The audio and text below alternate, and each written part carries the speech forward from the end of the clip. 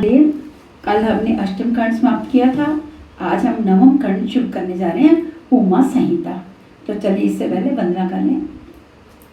कर्पूर घोरम करुणावतारम संसार सारम भुजगेंद्रहारम सदा वसंतम हृदयारविंदे भवम भवानी सहितं नमामि भवम भवानी सहितं नमामि। ओम नमः शिवाय, ओम नमः शिवाय, ओम नमः शिवाय, ओम नमः शिवाय, ओम नमः शिवाय। श्री कृष्ण उपमन्यु संवाद। ऋषि बोले, हे सूत जी, आप परम भाग्यवान तथा शिव जी के अनन्य भक्त हैं। आपके लिए नमस्कार है। अब आप कृपा करके मुझे उमा संहिता को सुनाएं, जिसमें माता पार्वती जी के साथ भगवान शंकर जी की सुंदर अद्भुत लीलाएं हैं। सूत जी बोले, हे शौनकादिक ऋषियों, अब आप मोक्ष तथा भोग देने वाले शिव चरित्रों को प्रेम पूर्वक सुनिए। इस प्रकार से पूर्व काल में भी श्री सनत कुमार जी ने श्री व्यास जी को यही प्रसंग सुनाया था, उसे ही मैं सुनाता हूँ। सनत कुमार जी बोले, हे व्यास जी, भगवान श्री कृष्ण पुत्र प्राप्ति के लिए कैलाश पर्वत पर तपस्या करने गए। वहां उपमन्यु को तप करते देखा। श्री कृष्ण ने उपमन्यु को प्रणाम करके कहा, हे उपमन्यु जी, आप शिव जी के भक्त हैं। मैं पुत्र की कामना लेकर शंकर जी की आराधना करने आया हूँ। आप मुझे शिव जी की महिमा सुनाइए, जिससे मैं भक्ति युक्त होकर तपस्या कर सकूं। ये सुनकर उपमन्यु बोला, हे श्री कृष्ण जी, एक बार मैंने तप करते करते भगवान शंकर जी के दर्शन किए।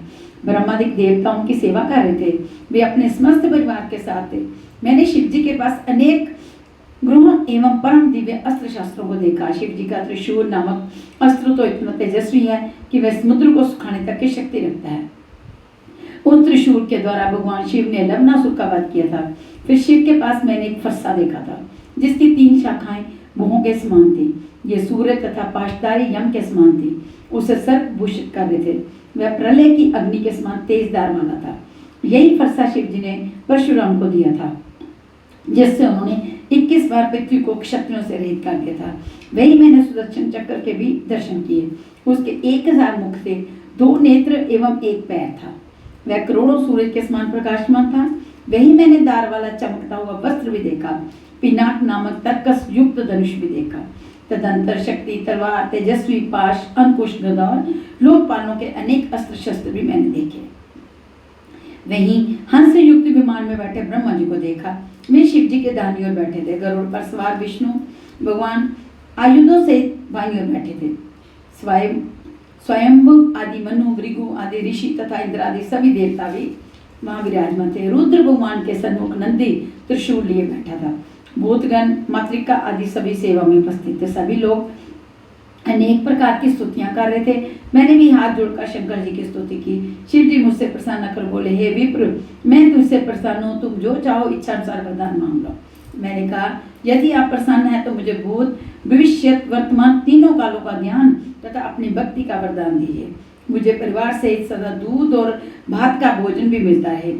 शिव जी ने तथास्तु कहकर मुझे क्षीर सागर के समीप रहने का वरदान दिया और कहा कि तुम वैवस्वत कल्प को देखोगे। हे मुनि, मैं तुम्हारे पास सदा रहूंगा। जब कभी तुम मेरा स्मरण करोगे, तभी मैं तुम्हें दर्शन दूंगा। इस प्रकार कहकर भगवान अंतर्ध्यान हो गए। हे कृष्ण जी, शंकर भगवान की कृपा से मुझे तीनों लोकों का, तीनों कालों का ज्ञान प्राप्त है। वे ही दृष्टा, प्रधान पुरुष तथा सर्वेश्वर हैं। उनकी कृपा से सब कुछ संभव है। आप पुत्र की इच्छा के लिए उनकी ही आराधना कीजिए। शिव भक्तों का आख्यान। श्री कृष्ण बोले, हे विप्र, उपमन्यु जी शिव की अर्चना से जो शिव भक्त हुए हैं और उन्हें सिद्धि मिली है, उनका वर्णन कीजिए। उपमन्यु बोले, हे श्री कृष्ण, हिरण्यकश्यप ने शिव की अर्चना की तो शंकर जी ने उसे 10 लाखों वर्ष तक इंद्र का निष्कंटक राज्य दिया। उसने 10 लाख वर्षों तक इंद्र को भी अपना दास बनाए रखा था। सतमुख दानव ने शिव आराधना द्वारा 1000 पुत्र प्राप्त किए। शिव जी की असीम कृपा से याज्ञवल्क्य के ऋषि वेदों के ज्ञाता महान ज्ञानी हुए। व्यास जी ने भी शिव कृपा से वेद पुराणों का ज्ञान प्राप्त किया। प्राचीन काल की बात है कि शिव जी के क्रोध से पृथ्वी का जल सूख गया। तब देवताओं की प्रार्थना पर कपाल से जल को निकाला। राजा चित्रसेन भी शिव कृपा से शत्रुओं से निर्भय होकर शिव जी के भक्त हुए। राजा चित्रसेन को देखकर गोपी का बालक विकट भी बालक श्रीकट भी शिव जी का भक्त बन गया। शिव जी के सोमवार व्रत के प्रभाव से सीमंतेरी पत्नी के द्वारा अपने पति चित्रागंध के यमुना में डूबने पर भी मृत्यु से रक्षा हुई। वे नागलोक में जाकर वहां से अपार दान लाए। चंचला वैश्य भी गोकर्ण क्षेत्र में जाकर तर गई। उसने अपने दुराचारी पति बिंदु को भी सदगति दिला दी। महाकाल नामक महान पापी हिंसक व्याध को शिव पूजा में सदगति मिली। दुर्वासा जी की तो शिव भक्ति प्रसिद्धि है। प्रजापति ब्रह्मा शिव भक्ति से ही सृष्टि रचना करने वाले हुए। मार्कंडेय मुनि शिव जी की अर्चना से अजर अमर तथा शक्ति संपन्न हुए। शांडिल्य ऋषि जगत प्रसिद्ध और पूजनीय हुए। उन पर ये सब शिव की पूजा का प्रभाव ही था। हे श्री कृष्ण, इस प्रकार शिव की पूजा से अनेक मनुष्यों को सिद्धियां मिलती हैं। आप शिवार्चना द्वारा उत्तर प्राप्त करो। शिव महात्म्य वर्णन। उपमन्यु बोले, हे श्री कृष्ण जी, आप शीघ्र शिव जी की तपस्या द्वारा शिव दर्शन प्राप्त करोगे। आपको आपके समानी पराक्रमी पुत्र भी शिव पूजा से प्राप्त होंगे। मैं आपको सुंदर मंत्र बतलाता हूँ। उसके जप द्वारा निश्चय ही आपको शिव का दर्शन शीघ्र होगा। ये सभी मनोरथों को पूर्ण करने वाला मंत्र है। ये मोक्ष तथा स्वर्ग प्रदान करने वाला पंचाक्षर मंत्र नमः शिवाय कहलाता है। उस उत्तम मंत्र को प्रणव पूर्वक करना चाहिए। सनत कुमार जी बोले, हे व्यास जी, इस मंत्र की महिमा कहते कहते उपमन्यु जी को 8 दिन और 2 घड़ी व्यतीत हो गए। 9वें दिन श्री कृष्ण ने उपमन्यु जी से इसकी विधि पूर्वक दीक्षा ली। फिर जटाजूट बांधकर एक पैर के अंगूठे पे खड़े होकर एकाग्रचित हो 15 महीने तक कठोर तप किया। 16 महीने के लगते ही भगवान शिव पार्वती सहित प्रकट हुए। श्री कृष्ण ने प्रणाम कर अनेक प्रकार के स्तोत्रों से स्तुति की। शिव जी के प्रसन्नता पूर्वक कहने पर श्री कृष्ण ने 8 वरदान मांगे। श्री कृष्ण बोले, हे देवादिदेव, मेरी बुद्धि सदा धर्म में लगी रहे। मैं सारे संसार में अक्षय जश का भागी बनूं।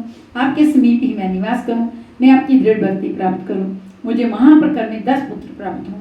युद्ध में घमंडी शत्रु पर मेरी विजय हो। समस्त जोगी जनों को मैं प्यारा बनूं। मैं सदा आपकी भक्ति में लगा रहूं।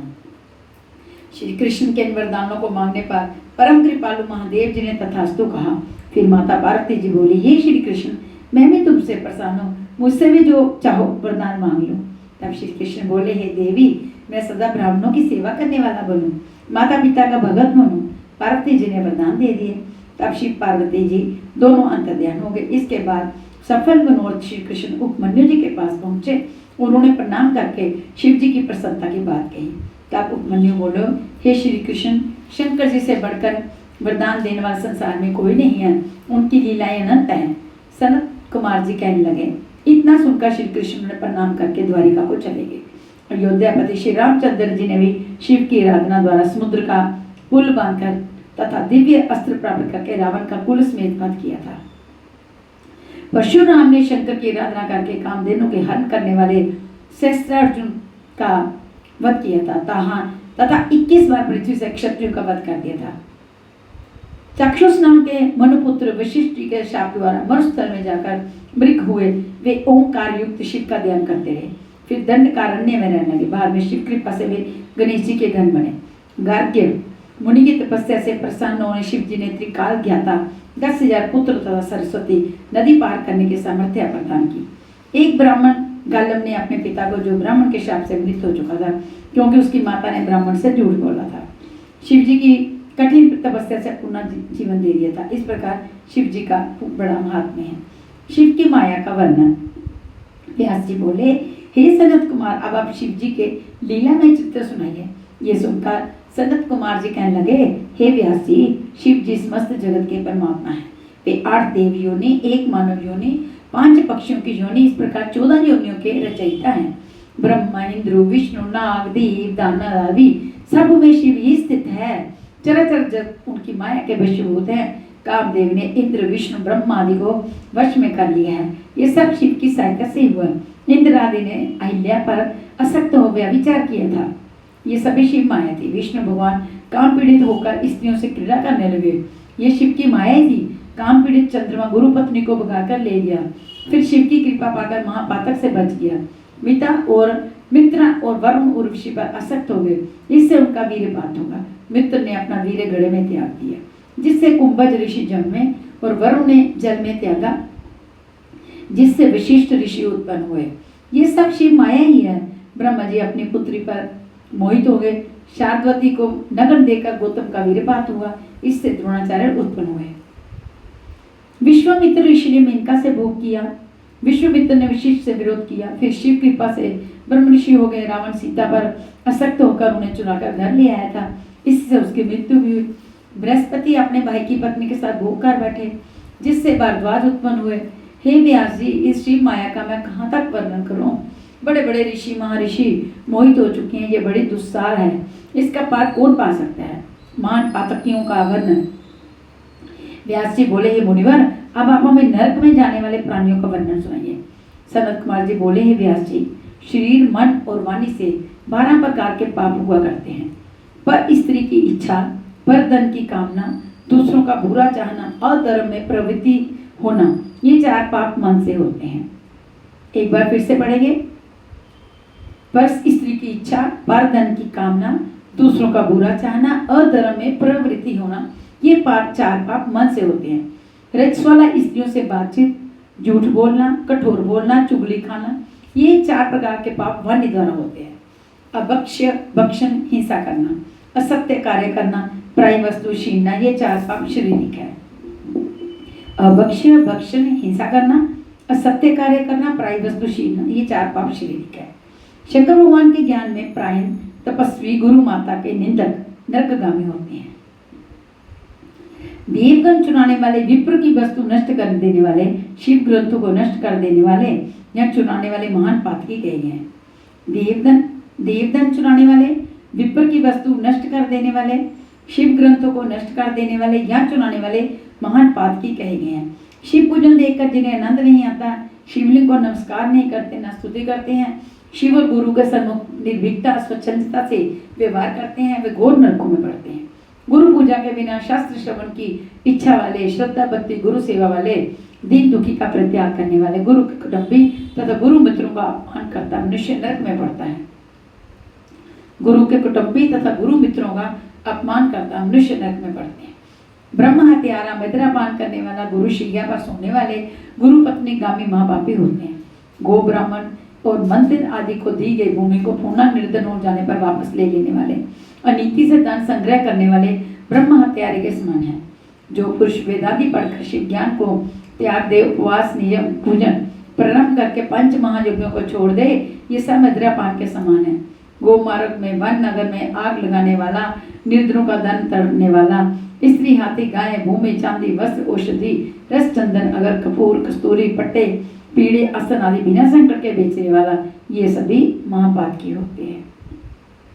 विवाह योग्य कन्या का योग्य वर से विवाह न करने वाला, पुत्र वधु, भगिनी बाई की स्त्री से व्यभिचार करने वाला, कुमारी कन्या से समागम करने वाला, शर्मिन स्त्री से भोग करने वाला महापातकी होता है।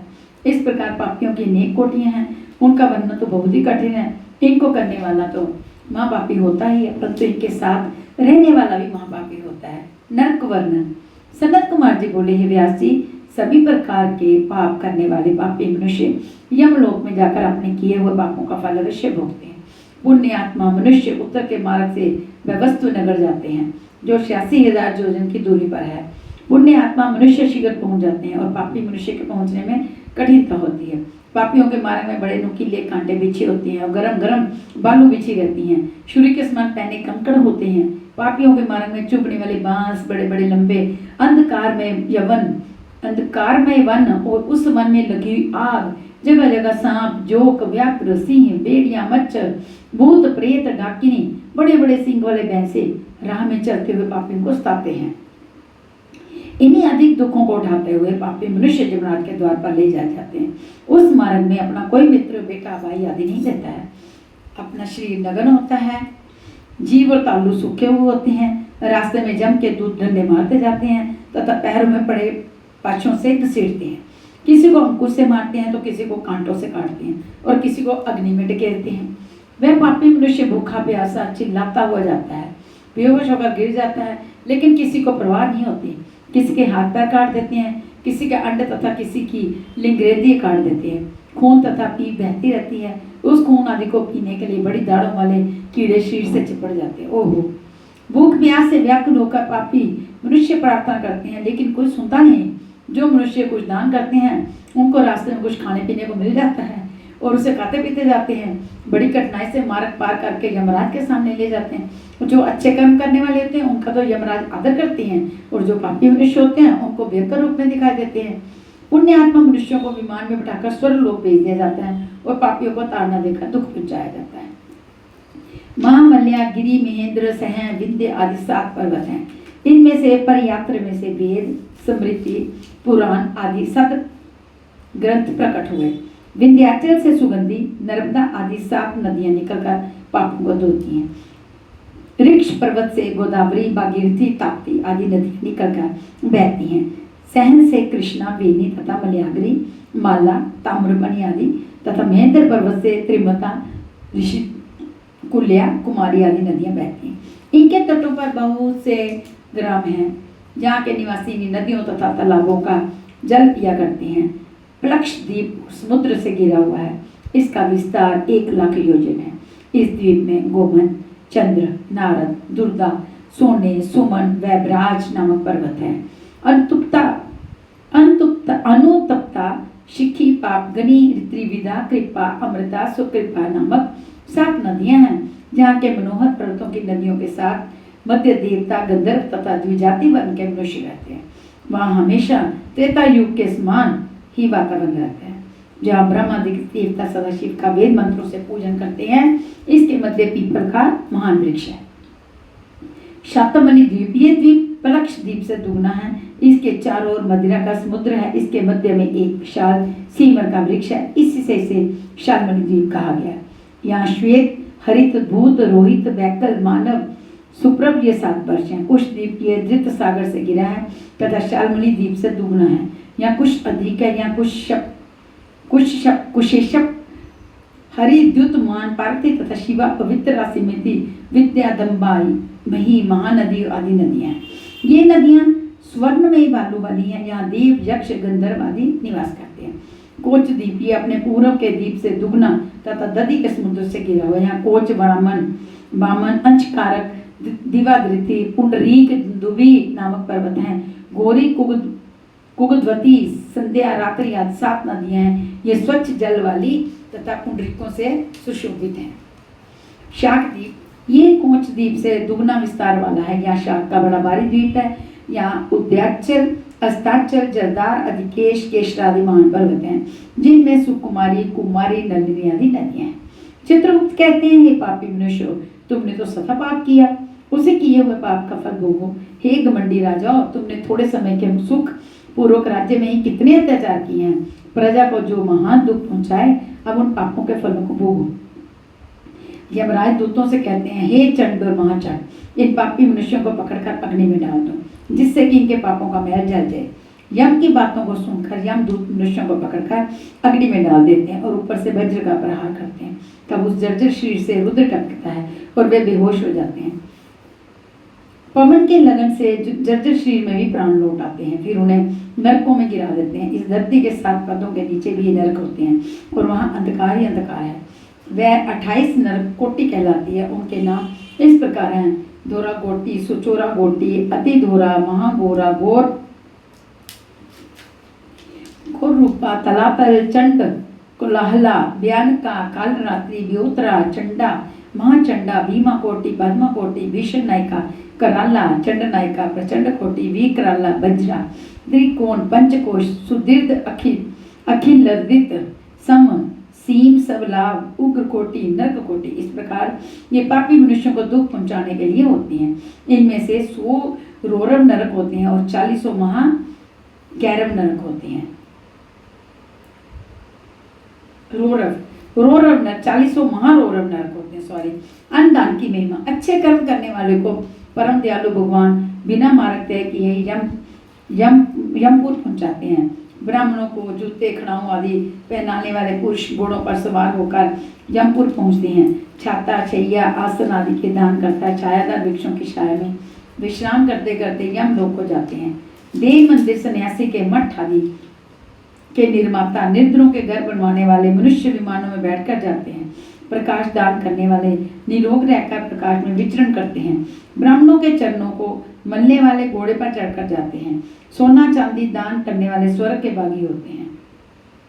अन्नदान सब दानों में उत्तम कहा गया है। यही प्राणियों को उत्पन्न करता है और उत्साह, प्रसन्नता, रुधिर, मांस, चर्बी, बल, वीर्य वर्धक हैं। बिना अन्न के सुख, वैभव, विकास कुछ भी नहीं हो सकते। इस कारण अन्नदान सर्वोत्तम दान है। अन्नदान करके भोजन करने पर शरीर पुष्ट होता है। उसी शरीर से धर्म होता है। धर्म का आधा भाग अन्नदाता को मिलता है। शरीर ही तो अर्थ धर्म काम का साधक है। इसलिए शरीर की पुष्टि के लिए अन्नदान करना चाहिए। अन्न बल एवं प्राण है, अतः थोड़ा बचाकर भिखारियों को अन्नदान करना चाहिए। घर पर आए थे कभी अतिथि का भी यथाशक्ति सत्कार करना चाहिए। इससे परलोक में सुख मिलता है तथा स्वर्ग की प्राप्ति होती है। अन्नदान श्रेष्ठ फलदायक वृक्ष है। इस अन्नदान आदि के महात्म्य का पाठ करने वाले को भी सुख समृद्धि प्राप्त होती है। जल दान और तप की महिमा। जल सभी प्राणियों को जीवन एवं पुष्टिकारक है, अतः जल दान भी सर्वोत्तम दान है। कुआं खुदवाने वाले प्राणियों के आधे पाप नष्ट हो जाते हैं। जिस मनुष्य के बनवाए तालाब का पानी गो, ब्राह्मण तथा महात्मा लोग पीते हैं, उसके सारे वंश का उद्धार हो जाता है। तालाब जीवन तथा लक्ष्मी देने वाला है। तालाब में वर्षा का जल ठहर जाए तो बनवाने वाले को अग्निहोत्र का फल मिलता है। शीतकाल में जल भरे रहने पर तालाब बनवाने वाले को 1000 गोदान का फल मिलता है। हेमंत और शिशिर में जल भरे रहने पर अश्वमेघ यज्ञ का फल मिलता है। गर्मियों में जल भरे रहने पर बनवाने वाले को कभी भी दुख नहीं होता, अतः तालाब बनवाना महान पुण्यदायक है। इसी प्रकार वृक्ष लगवाना भी महान फल देने वाला है। कठोर मार्ग में वृक्ष लगवाना महान फलदायक है। उससे अक्षय लोक की प्राप्ति होती है तथा सारे वंश का उद्धार होता है। फूलों से देवता, फलों से पितृ तथा छाया के से अतिथि प्रसन्न होते हैं। वृक्ष तो देव, दानव, यक्ष, किन्नर, सूर्य, मनुष्य सभी को सुखदायक है, अतः बाग बगीचा लगाना उत्तम कार्य है। सत्य सबसे उत्तम तप है। पर ब्रह्म तप, यज्ञ, शास्त्र, धैर्य, देवता, ऋषि, पितृ आदि का पूजन, जल, विद्या, दान, ब्रह्मचर्य, परम पद सभी सत्य रूप है। ये पृथ्वी सत्य पर टिकी है। सत्यभाषी परम तेजस्वी होता है। असत्यभाषी के सभी कर्म व्यर्थ हैं, अतः सदैव सत्य बोलना चाहिए। तप सबसे श्रेष्ठ साधन है। तपस्वी जन देवताओं के साथ महान सुख पाते हैं। तपस्या के द्वारा स्वर्ग, यश, मोक्ष तथा सभी कामनाएं प्राप्त होती हैं। तपस्या के बिना स्वर्ग की तो क्या ब्रह्मलोक या शिवलोक किसी की प्राप्ति नहीं होती। इससे सुरापान, ब्रह्म हत्या आदि महान पाप नष्ट होते हैं। तप सारे विश्व को सुख देता है। सुख प्राप्ति के लिए परम साधन है। तप से ही ब्रह्मा सृष्टि की रचना करते हैं तथा विष्णु तप के बल से ही पालन करते हैं। तप ही कामना एवं कल्याण का दाता है। पुराण महात्म्य। जो ब्राह्मण वेद शास्त्र पढ़ता है और पढ़कर दूसरे लोगों को पढ़ाता है, जो ब्राह्मण वेद शास्त्र पढ़ता है और पढ़कर दूसरे लोगों को पढ़ाता है, वह महान फल का भागी होता है। जो लोग पुराण पढ़कर दूसरों को नरकों की कथाएं सुनाकर सावधान करते हैं, वे लोग पुराणों के ज्ञाता हैं। नरकों में गिरने से जो रक्षा करे वह पुत्र कहलाता है।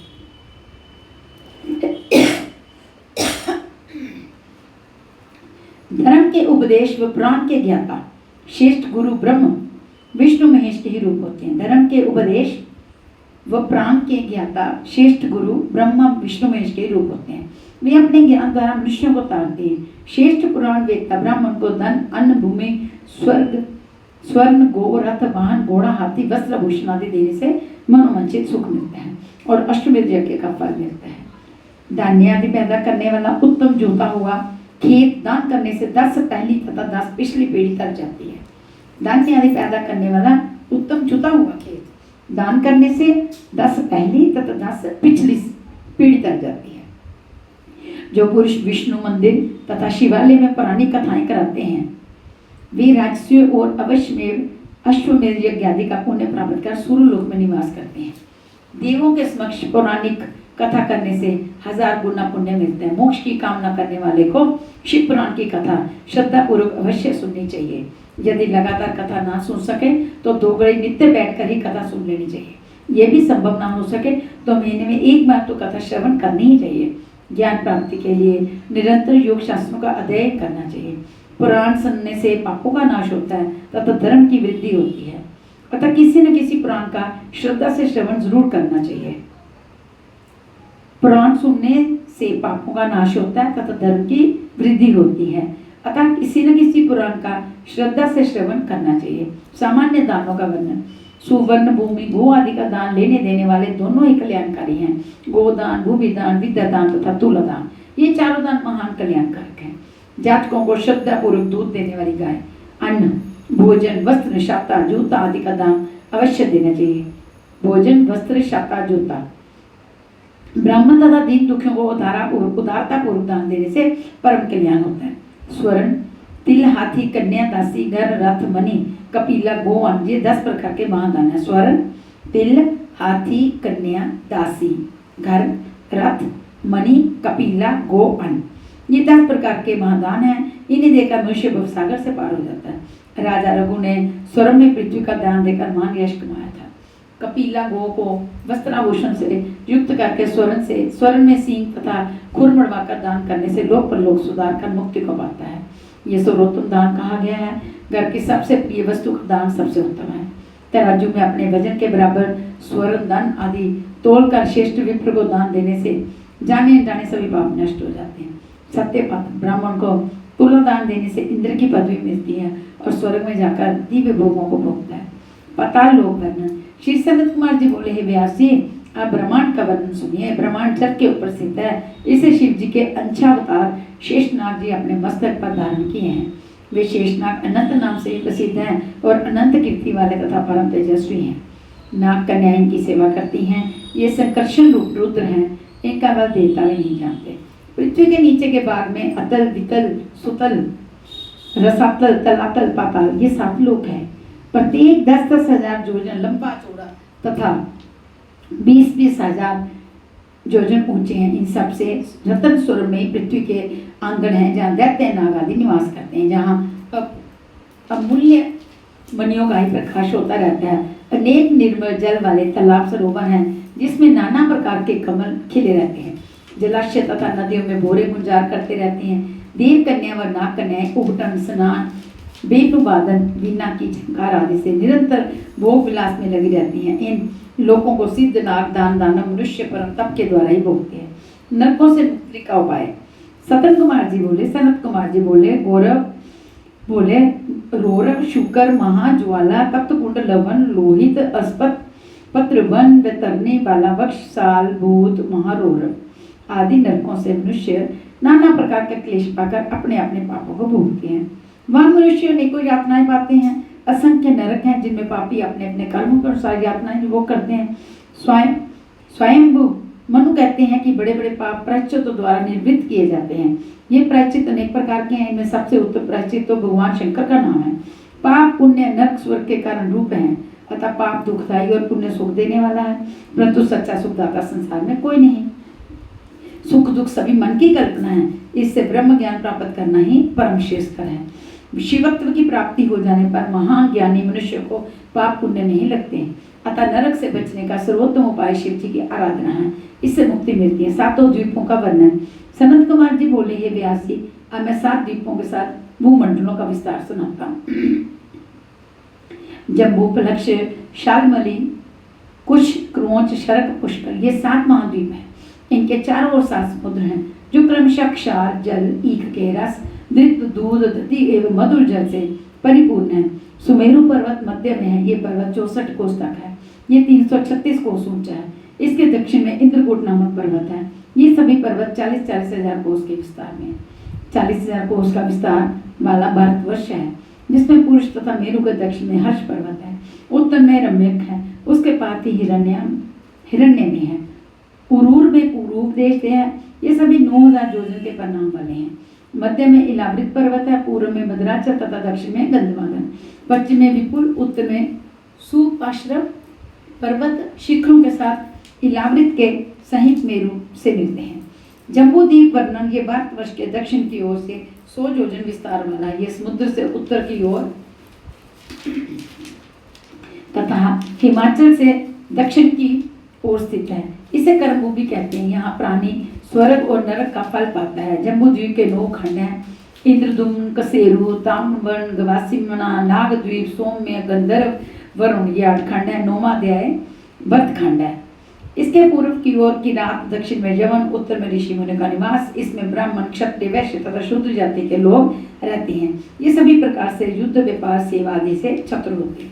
पुष्कर द्वीप। ये द्वीप मधुर जल वाले सागर से घिरा तथा पूर्व के द्वीप से दुगना बड़ा है। यहाँ मानस नामक पर्वत है। यहाँ जरा रोग शोक आदि बंधन नहीं है। यहाँ के निवासी 10,000 वर्ष की आयु वाले तथा सत्यवादी हैं। यहाँ प्रजापति ब्रह्मा निवास करते हैं। देव दानव आदि सभी इनकी पूजा करते हैं। यहाँ के निवासियों को समय अनुसार स्वतः ही भोजन मिल जाया करता है। यहाँ सोने की पृथ्वी है। इससे आगे मनुष्यों के लिए कोई लोक नहीं है। राशि, ग्रह, मंडल और लोकों का वर्णन।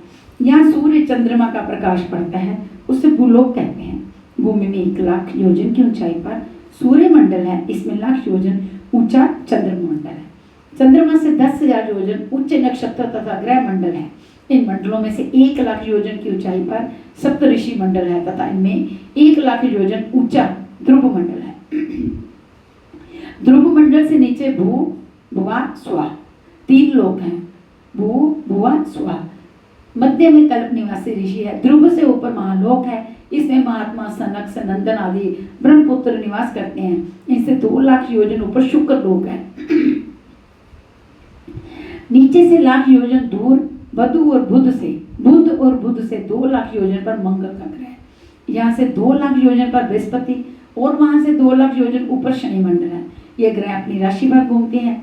ग्रहों से 11 लाख योजन दूर पर सप्तऋषि मंडल है। वहां से 13 लाख योजन पर ध्रुव मंडल है। जनलोक से 26 लाख योजन दूर तपलोक है। इससे 6 गुना दूर सत्यलोक है। ये ब्रह्मांड 5 महाभूतों का बना है। तिलों में जैसे तेल रहता है वैसे ही परमात्मा सब में व्यापक है। जब शिव एवं शक्ति का मेल होता है तभी ब्रह्मांड का उदय होता है। जब शक्ति शिव में लय होती है तब प्रलय होती है। सबसे आगे अक्षय शिव लोक है, जहाँ स्वयं शिव जी निवास करते हैं। तप के प्रभाव से मुक्ति का उपाय। व्यास जी बोले, हे सनत कुमारों, शिव भक्त जिस लोक में पहुंचते हैं कृपया उसका वर्णन कीजिए। सनत कुमार जी बोले, हे व्यास जी, भगवान शिव की कृपा से तप करना ही श्रेष्ठ उपाय है। बिना तप के शिवलोक की प्राप्ति कठिन है। शिव जी के भक्त शिव जी की तपस्या से उनके लोक को प्राप्त करते हैं। तपस्या परम पवित्र साधन है। सभी देवता ऋषि मुनि तपस्या करते हैं। ब्रह्मा विष्णु शिव भी तप में संलग्न रहते हैं। सात्विक, राजस, तामस 3 प्रकार का तप है। तामस तप राक्षस और पापात्मा जन ही करते हैं। जिस तप को निष्काम होकर किया जाए वही लोक परलोक में फल देता है। किसी कामना को लेकर तप करना राजस तप है। सिद्धि के लिए तप करना तामस तप है। इसलिए शुभ कर्म करके शुभ कर्मों को दिन, जप, हवन, तप, कुआं, धर्मशाला आदि का निर्माण कराना उत्तम रहता है। इन्हें करके प्राणायाम पूर्वक शिव भक्ति करना ही सबसे उत्तम तप है। स्त्री शैया, पीने के मध्य आदि पदार्थ, वस्त्र, भूषण, धूप, तंबूल आदि राजाओं के वैभव हैं। सुवर्ण सुंदर भवन, रत्नों के मार्ग, नृत्य, गान, भूषण, शंख, बीना, मृदंग, हाथी, शस्त्र, चंपर आदि से ये सभी भोग हैं। इसमें मोहित होकर मनुष्य चराचर योनियों में कष्ट पाता है। मनुष्य योनि में ब्राह्मण जन्म परम दुर्लभ है। जो ब्राह्मण होकर अपना उद्धार नहीं कर पाता उसके समान मूर्ख कौन होगा। भारत भूमि कर्म और फल भूमि है। इसमें उत्पन्न होकर ही मनुष्य शुभ कर्म कर सकता है, तभी उसे स्वर्ग आदि के भोग मिलते हैं। वृद्धावस्था तक शरीर रोगग्रस्त हो जाता है, अतः पहले ही चेतना चाहिए। वृद्धावस्था में तप करना बहुत दुरुस्त है। निरंतर पुण्य, कर्म, दान आदि के द्वारा मनुष्य को अपना मार्ग तय करना चाहिए। नहीं तो यमराज के यहाँ रोते चलाते नाना प्रकार के कष्ट भोगने पड़ेंगे। जो लोग सब प्रकार से शिव की शरण में आते हैं वे जल में कमल की भांति सभी पापों से अलग रहते हैं। अतः शिव नाम ही संसार के वेग को छुड़ाने वाला परम कल्याण में है। गर्भ में स्थित अधिक तथा विराग्य। व्यास जी बोले, हे सनत कुमार जी, अब आप देह की जो गर्भ स्थिति होती है तथा जीव को विराग्य कैसे होता है सो कहिए। सनत कुमार जी बोले, शरीर में भोजन का रस रूप तो सारे शरीर में नाड़ियों के द्वारा प्रविष्ट हो जाता है। इसमें मैल रूप नेत्र, कान, आंख, दंत, लिंग, गुदा, मूत्राशय, कफ, स्वेद आदि के द्वारा बाहर निकलता है। अच्छा, निकलता है। सब नाड़ियां हृदय कमल से जुड़ी हैं, उनके द्वारा सारे शरीर में रस पहुंचता है। वही रस आत्मा से परिपक्व होकर त्वचा बनकर सारे शरीर में लिपट जाता है। फिर रुधिर बनता है। उसके बाद रोम, बाल, स्नायु, अस्थि, मज्जा, नख आदि उत्पन्न होते हैं। अन्य के द्वारा वीर्य शुद्ध होकर स्त्री के गर्भाशय से ऋतुकाल में प्रविष्ट होता है और उसी से शरीर बनता है। 1 दिन में वह वीर्य कलेर कहलाता है। 5 दिन में बबूला बन जाता है। 7 रात्रि में मांसपिंड बनता है।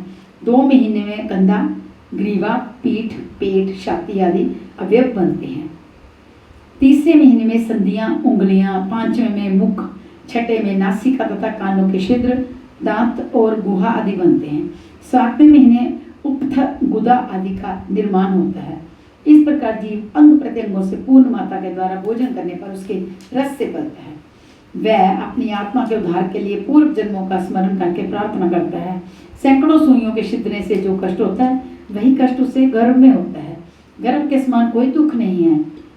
वह बालक गर्भ में विष्ठा तथा मल के गर्भ में पड़ा रहता है। इस प्रकार जीव की गर्भ में स्थिति होती है। शरीर की अपवित्रता तथा दुख। हे व्यासी, ये शरीर रज और वीर्य के मिलने से बनता है। वह गर्भ में विष्ठा से पकता है, इससे अपवित्र रहता है। इसे चाहे कितने कुशाओं के जल और पंचगव्य से शुद्ध करो, परंतु ये कभी शुद्ध होने का नहीं है। तो काली वस्तु क्या कभी सफेद हो सकती है? संसार में रहकर जीव कितनी दुर्गंध में पड़ा रहता है, फिर भी उसे न जाने क्यों वैराग्य नहीं होता। सैकड़ों वर्ष तपस्या करने पर भी ये मलिन आत्मा पवित्र नहीं होती। यदि भावना शुद्ध करके ईश्वर स्तुति हवन आदि कर्म करते हुए मृत्यु को प्राप्त हो जाए तो फिर उसे ज्ञान प्राप्त हो जाता है और इससे उसका मन शुद्ध हो जाता है। ज्ञान रूपी जल एवं वैराग्य रूपी मृतिका से वह शुद्धि प्राप्त कर लेता है। शुद्ध भावना करके चित्त में शांति धारण करके जो परम ज्ञान को पाता है वही संसार में जीवन मुक्त होता है। कैसी विचित्र बात है कि जीव तो कान रखते हुए भी अपना हित नहीं सुनता और आंखें रखते हुए भी अपना हित नहीं देखता। उसकी बुद्धि पापों से नष्ट हो जाती है। वह संसार में फंसकर दुख पाता है। इससे भगवान शंकर ने कृपा करके मुक्ति का साधन स्वरूप ये शिव पुराण वर्णन किया है। इससे काम क्रोध आदि को त्याग कर, स्त्रियों की आसक्ति त्याग कर मनुष्यों को शिव की आराधना करनी चाहिए। काल का ज्ञान वर्णन। व्यास जी बोले, सनत कुमार जी अब आप काल के ज्ञान का वर्णन कीजिए। सनत कुमार जी बोले, व्यास जी यही बात एक समय पार्वती जी ने भगवान शंकर से पूछ ली। अतः जो बात काल चक्र के बारे में महादेव जी ने पार्वती से कही थी, सुनो अब मैं तुमसे वर्णन करता हूँ। शिव जी बोले, हे देवी, मृत्यु काल का ज्ञान तब होता है जब प्राणी का शरीर पीला पड़ जाए और ऊपरी भाग में लालिमा आ जाए तो 6 महीने में मृत्यु होना निश्चित है। हे देवी, मृत्यु काल का ज्ञान तब होता है जब प्राणी का शरीर पीला पड़ जाए, ऊपरी भाग में लालिमा आ जाए तो 6 महीने में मृत्यु होना निश्चित है। जो लोग लोगों का कोलाहल ना सुन सके उनकी भी मृत्यु 6 महीने में ही समझी है। जो पुरुष सूर्य चंद्रमा आदि को ना देख सके और अन्य सभी वस्तुओं को काला काला देखे उसे भी 6 मास का ही अतिथि समझना चाहिए।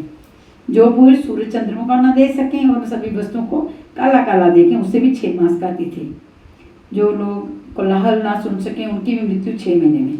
जिस मनुष्य का दायां हाथ 7 दिन तक फटकता रहे, जिस मनुष्य का दायां हाथ 7 दिन तक फटकता रहे वह 1 महीने में मर जाता है। जिसका शरीर कांपता रहे तथा तालू सूखता रहे वह भी 1 मास तक जीवित रहता है। जिस मनुष्य की नाक बहती रहे तथा कंठ और मुख सूख जाए वह 6 महीने तक जीवित रहता है। नाक बहती रहे, कंठ और मुख सूख जाए। इसी प्रकार जिसकी जीभ मोटी हो जाए, दांत बीगे से रहे वह भी 6 महीने तक जीवित रहने वाला जानिए। जैसे अपना प्रतिबिंब दर्पण जल आदि में ना दिखे या विकृत सा दिखाई दे उसे भी 6 मास का अतिथि जानो। जिसे अपना प्रतिबिंब दर्पण जल आदि में ना दिखे या विकृत सा दिखाई दे तो उसे 6 मास का अतिथि। जो मनुष्य अपनी छाया को बिना मस्तक के देखें या छाया बिल्कुल ना दिखाई दे उसे 6 महीने तक जीवित रहना। जिसे सूर्य मंडल की किरण तक ना दिखाई दे उसकी आयु 1 पक्ष की रहनी। जिसे अरुंधति तारा महायान चंद्रमा तारागण दिखाई नहीं देते उसकी आयु 1 महीने की। जो मनुष्य रात्रि में इंद्रधनुष और दिन में उल्कापात देखे तथा अपने समीप गीध और कोए उड़ते देखे वह 6 महीने से अधिक जीवित नहीं रह सकता।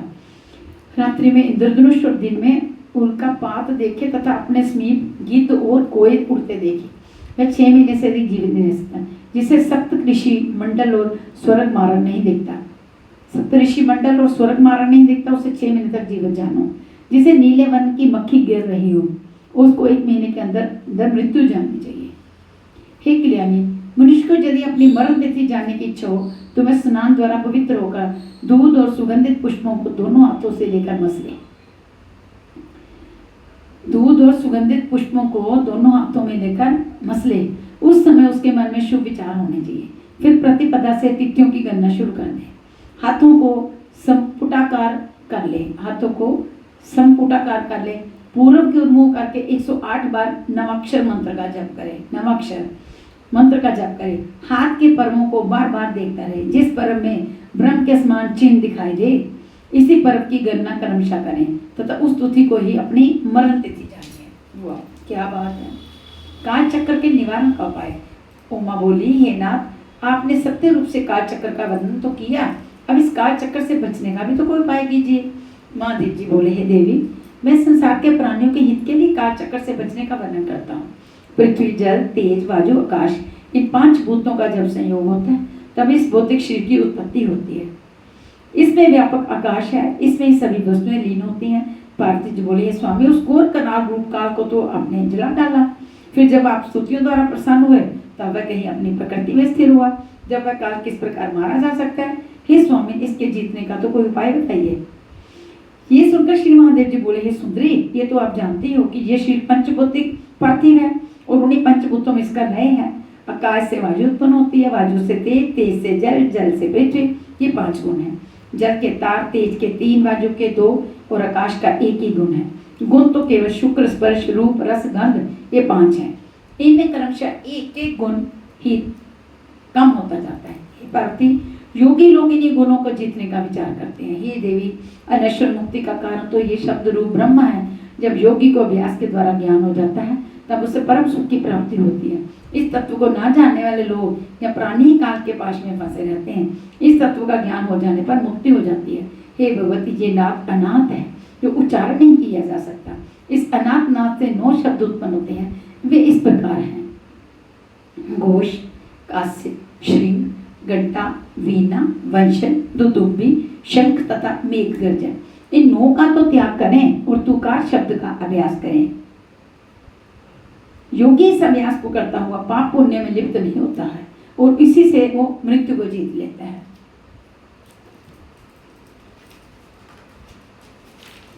काल वचन शिव प्राप्ति।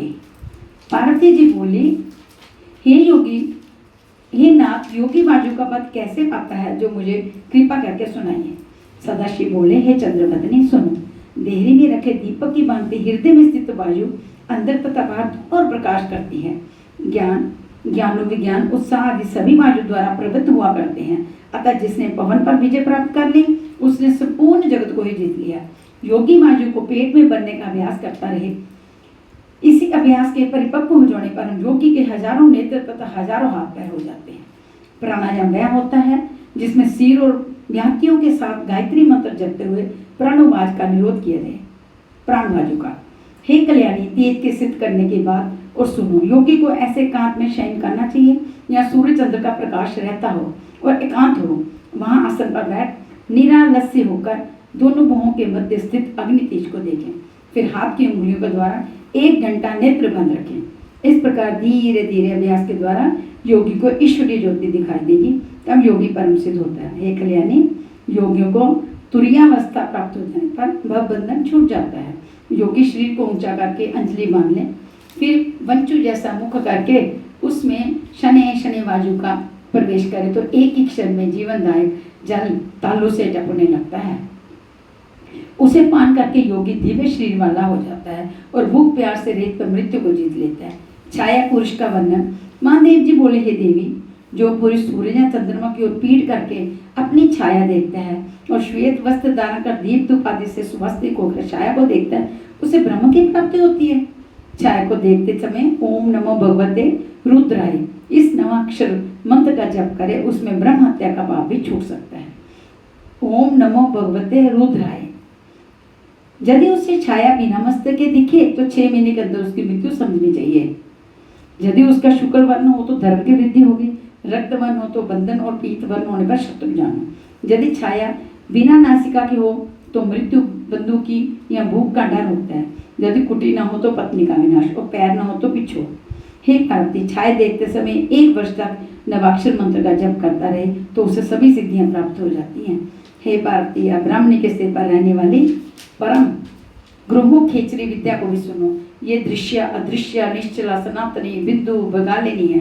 वेद भी इसकी स्तुति करते हैं। योगी इस हिमालय विद्या के दर्शन से सफल होता है। योग के द्वारा सभी सिद्धियां प्राप्त होती हैं और अभ्यास के द्वारा ही ज्ञान और मोक्ष मिलता है।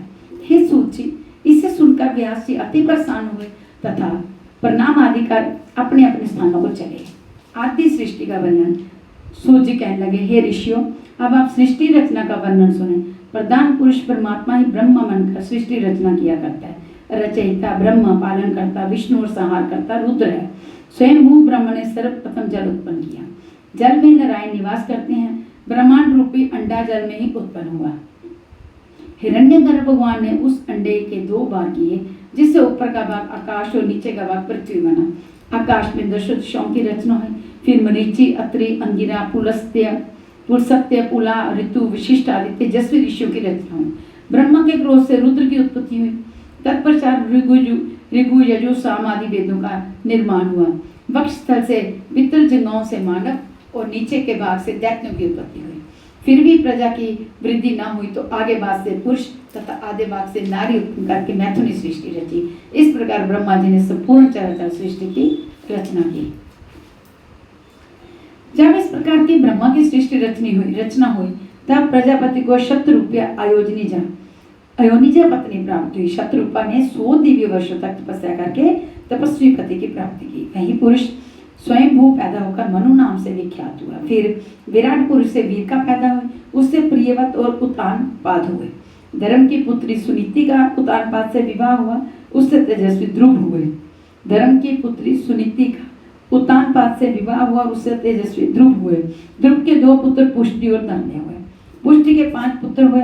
पुष्टि के ज्येष्ठ पुत्र रिपु के चाक्षुष हुए। चाक्षुषु के दुष्कारणों से वरुण नामक पुत्र हुआ। पुरु की अग्नेय वार्य से अंग आदि 6 पुत्र पैदा हुए। अंग की सुनीता नामक पत्नी ने से वेन नामक पुत्र हुआ। वह माँ पापी था, उसे ऋषियों ने ओंकार द्वारा मार दी। फिर सुनीता की प्रार्थना पर वेन के शरीर को मथा गया। उसके दक्षिण हाथ के मंथन से विष्णु के अवतार राजा पृथु का जन्म हुआ। पृथ्वी का दोहन तथा राजस्व यज्ञ, ये 2 कार्य राजा पृथु के राजा की भलाई के लिए मान कार्य थे। राजा पृथु के हर्षव और विश्वजीत, ये 2 पुत्र पैदा हुए। ये संसार में बहुत प्रसिद्ध हुए। शिखपिंडरी ने मरही को पैदा किया। इसने वृक्ष की कन्या वीरवहिनी से विवाह किया। उसी से दक्ष प्रजापति की उत्पत्ति हुई। दक्ष ने चर अचर तथा 4 पैर वाले जीव पैदा किए। दक्ष ने चर अचर तथा 4 पैर वाले जीव पैदा किए। वारिणी कन्या से विवाह कर मैथुनी सृष्टि रची। हरेश्वर नामक 10,000 पुत्र पैदा किए। वे नारद जी के उपदेश से वैराग्य को प्राप्त हुए। ये सुन फिर दक्ष ने शवलक्ष्व नामक 10,000 पुत्र पैदा किए। वे भी नारद जी के उपदेश से वैराग्यवान हो गए। ये सुनकर दक्ष को बड़ा क्रोध आया और नारद को शाप दे दिया कि हे कला प्रिय नारद, तुम कभी कहीं स्थिर होकर नहीं बैठ सकोगे। इसके बाद दक्ष ने 1000 कन्या उत्पन्न की, जिनमें से 10 कन्या धर्म को ब्याह दी। 13 कन्याएं कश्यप को, 2 अंगिरा को, 2 कृष्णाश्व को तथा बाकी सब चंद्रमा को ब्याह दी। बाकी सब चंद्रमा को ब्याह दी, जो नक्षत्र नाम से प्रसिद्ध हुए। इससे देव दानव आदि बहुत सी संतानें हुई। धर्म की 10 पत्नियां इस प्रकार हैं: अरुदंती, वसु, जामी, लंबा, भानु, मारुति, संकल्प, मुहूर्ता, संध्या, विश्व। इन सबकी संतानें निम्न प्रकार से हुई। विश्व के विश्व देवा पैदा हुए। संध्या के साध्य, मुहूर्ता से मूर्तज्य, संकल्प से एक पुत्र सत्यवक्ता संकल्प हुआ। मारुति से मृतवान, भानु से 12 भानु, लंबा से घोष, जामी से नाम, वसु से अष्टवसु और अरुदंती से पृथ्वी उत्पन्न हुई। वसु के आय ध्रुव, सोम, धर, अनिल, अनल, प्रत्युषा प्रभावी 8 पुत्र हुए, जो वसु कहलाए। ध्रुव का संसार में प्रसिद्ध काल नामक पुत्र हुआ। सीम से चर्चा नामक भगवान हुए। धर के पुत्र द्रवणी तथा द्रव्य हुए। मनोहरा से रमन, शिशिर, प्राण आदि हुए। शिवा पत्नी से अनिल का पुत्र प्रोजव हुआ। अनिल के 2 पुत्र हुए। अग्निपुत्र कुमार स्वामी कार्तिक हुए। उनके 3 पुत्र शांत, विशाख तथा पैगमेय हुए। वासु प्रभा से विश्वकर्मा की उत्पत्ति हुई। ये शिल्प विद्या से निपुण थे। रैवत, अज्ञमाव, भीम, बाम, उग्र, वृषा, कृपि, अजैकपद, आहेरवर्धन, बहुरूप तथा मान, ये 11 रुद्र हुए। रुद्रों की संख्या तो करोड़ों है, परंतु अजैकपाद, अहिवर्धन, त्वष्टा, वीर्यवान, हर, बहुरूप, त्र्यंबक, अथ, रजित, विपाकिपी, शंभु, कर्पति तथा रैवत, ये 11 रुद्र संसार के स्वामी हैं। तो चलिए यहाँ विराम लेते हैं, बाकी का शेष भाग हम कल पढ़ेंगे। श्री कृष्ण गोविंद हरे मुरारी, हे नाथ नारायण वसुदेव। ओम नमः शिवाय, ओम नमः शिवाय, ओम नमः शिवाय, ओम नमः शिवाय, ओम नमः शिवाय, ओम नमः शिवाय। हर हर बोले नमः शिवाय, ओम नमः शिवाय, ओम नमः शिवाय। हर हर बोले नमः शिवाय।